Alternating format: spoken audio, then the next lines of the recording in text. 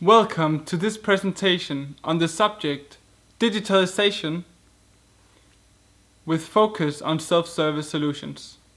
I want to tell you about the experiences that we have in the organization and the way that we try to handle digitalization and how we try to develop self-service solutions. I hope you enjoy. Let me start out by defining digitalization. Digitalization is the process of making praxis work digitally. Making any and all relevant tasks work digitally instead of using resources handling those problems face to face with our citizens. There are a number of reasons why praxis is evolving in this way. Obligatory self-service decided by the government makes certain areas transform to this digital world where citizens have to adjust accordingly, opening the door for developing like-minded solutions where we, the Municipality of Tønder, feel there are both a need and a demand. The goal is to restructure how resources are used, along with making the challenges from our citizens' everyday lives easier to deal with and overcome. Examples of obligatory self-service solutions and tasks could range from registering change of address, ordering a healthcare card, or applying for a spot at a daycare facility. The obligatory areas for self-service is expanding constantly, and that's why it only makes sense for us to get ahead of this development, so that we can adjust for the future and build a sustainable method of praxis.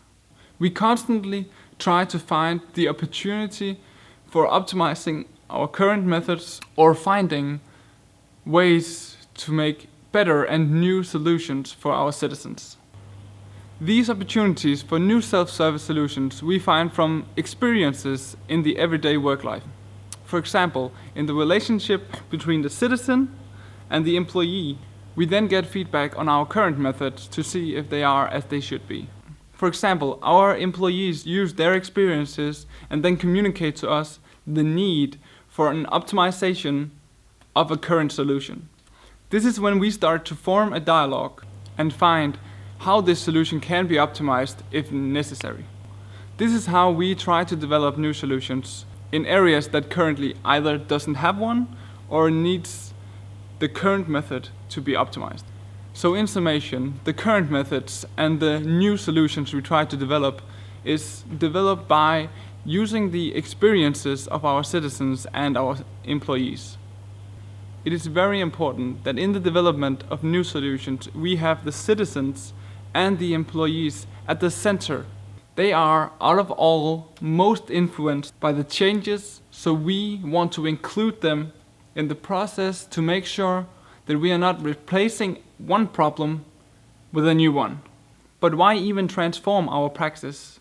Why even make things work digitally instead of using our resources face to face with our citizens? As previously stated, the Danish government started this process. What we then do, or what we then try to do, is to adapt to this development in the best way that we can.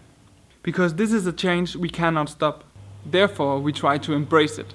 We want to use it. We want to find a way for our employees to work as efficiently and as practically as they can. We want to build a praxis that makes sense in the modern way things work. The main advantage for this situation is that society in today's world is actually affording the use of technology. Therefore, any effort that we put along from transforming praxis from the physical to the digital means that we are meeting the citizens halfway. They are then able to do and overcome certain challenges from a comfortable setting. They do not need to be present physically to overcome simple tasks. We want them to be able to do, deal, and overcome challenges from a setting that they are comfortable with, that makes sense for how they live their lives. We don't want them to spend so many hours completing simple tasks because they have to meet us physically. We have tried to ask ourselves what makes sense. What makes sense for our citizens and what makes sense for our employees. Let me give you an example. Does it make sense that you today have to spend 2 hours filling out a simple form because you have to be in attendance physically at a town hall? No, no, no it doesn't. Does it instead make sense to create a form or an app that we try to develop a solution where you can use your mobile device or your computer to fill out that form in your home, in your couch, in your office, at your work, to handle this problem online, being something that everybody can use?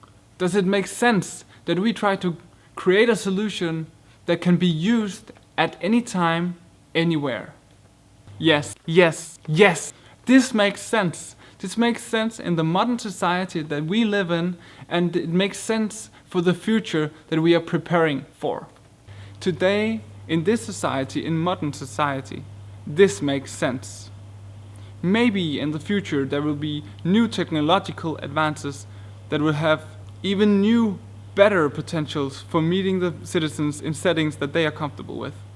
The only thing that we try to do is to adjust our praxis to what makes sense for our citizens, what gives them meaning and what makes sense in how they live their lives. We want to stay efficient in our praxis, and we want to continue to form and develop methods that make use of the technological potentials. Self-service solutions is basically developed to fulfill the needs and problems of our citizens. Plain and simple, they are tools to help them along in their challenges and in their contact with the government and their municipality. For us, the self-service solutions is a way to bridge the gap between what we can do and what the citizens actually need, or a tool for a more practical way to have contact with your municipality and with your government. This in turn promotes transparency of what our responsibilities are and where they end, by which other authorities usually takes over. A self-service solution is the answer to a problem or problems. This means that we as a municipality have to develop and or use solutions that complement the need and demand of our citizens, whilst realizing the technological potentials, making us as relevant as possible for modern society. But there are a lot of challenges trying to make things work digitally and trying to exploit these technological potentials. A challenge that often occurs for us is that we are dealing with such a wide range of customers. For example, the elderly or the otherwise technologically challenged people present a problem in this complex process of developing self-service solutions, because they are the main target group of many of our self-service solutions, or of our service solutions in general.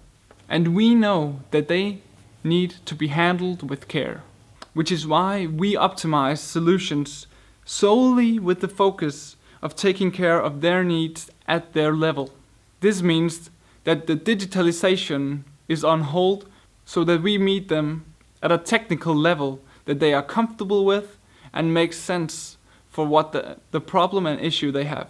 However, as we see it, times are changing, and the elderly of the future will be more equipped to handle these advances. But that doesn't mean that we are overlooking the needs of the few today.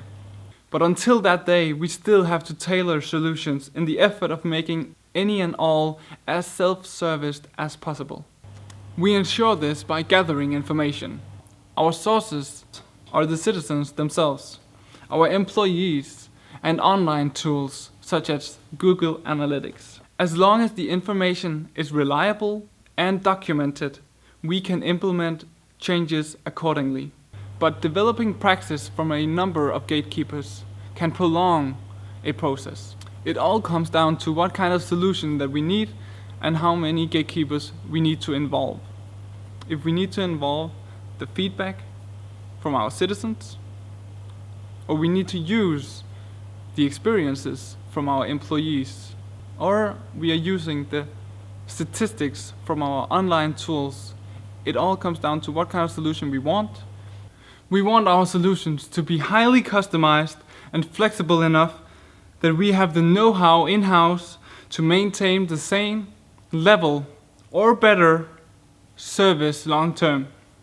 That is sustainable practice, and that's the focus of our solutions. A flexible solution does not only make us able to adapt for the present, but to prepare for the future.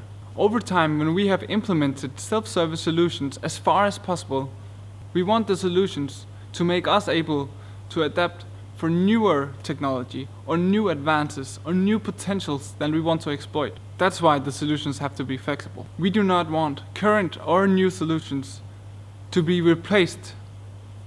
We want them to be flexible enough so that we can adapt them or for any new technological development. We want them to be able to transform and fit into the next generation technology. Today, the trend is mobile devices. Smartphones and tablets are nothing but universally around.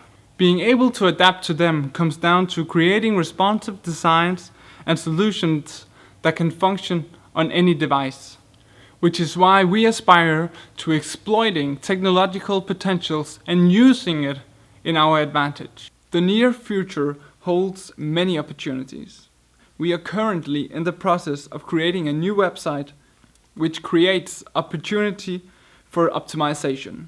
The self-service solutions are among the content that needs to be transferred from the old site to the new one.